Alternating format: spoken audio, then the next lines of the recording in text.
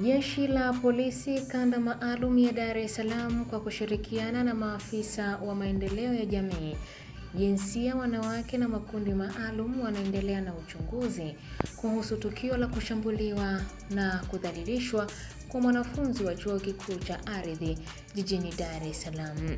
Akizungumza, kamanda wa polisi kanda maalum ya Dar es Salaam SACP Jumanne Muriro amesema kuwa watuhumiwa 4 wamekamatwa na kuhojiwa na jeshi la polisi kufuatia tukio hilo.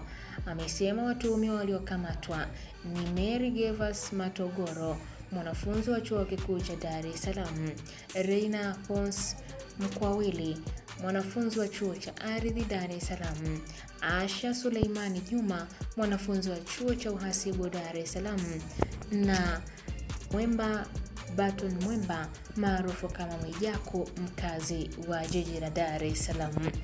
Aidha, kamanda Muriro amesema upelelezi wa shauri hilo unaendelea na umefikia hatua za kukamilishwa ili hatua zaidi za kisheria ziweze kuchukuliwa dhidi ya watuhumiwa. Mimi ni Irene Nziku na hii ni Ambwene Media. Jeshi la polisi kanda maalum ya Dar es Salaam kwa kushirikiana na maafisa wa maendeleo ya jamii, jinsia, wanawake na makundi maalum linaendelea kufuatilia kwa karibu na kuchunguza kwa pamoja na idara hii ya serikali swala la kushambuliwa na kudhalilishwa kwa mwanafunzi wa chuo kikuu cha ardhi Dar es Salaam ambaye alifahamika kwenye siku za hivi karibuni kama kwa jina la Magnificat Barnabas Kimario. Katika swala hili watuhumiwa 4 wamekamatwa,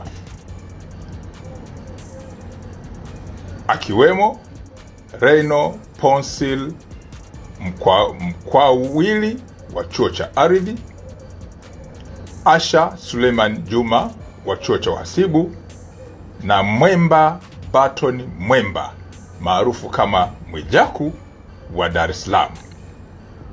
Watu hawa waliokamatwa ni 3 ambao wanatuhumiwa kuhusiana na swala hili la sakata ambalo limeingizwa watu 4 akiwemo mlalamikaji. Upelelezi wa shauri hii unakamilishwa haraka iwezekanavyo ili mamlaka zingine za kisheria ikiwemo ofisi ya mashtaka iweze kuchambua na kubaini ni shauri lipi ambalo linaweza likasimama kisheria kuhusiana na swala ambalo tunalichunguza.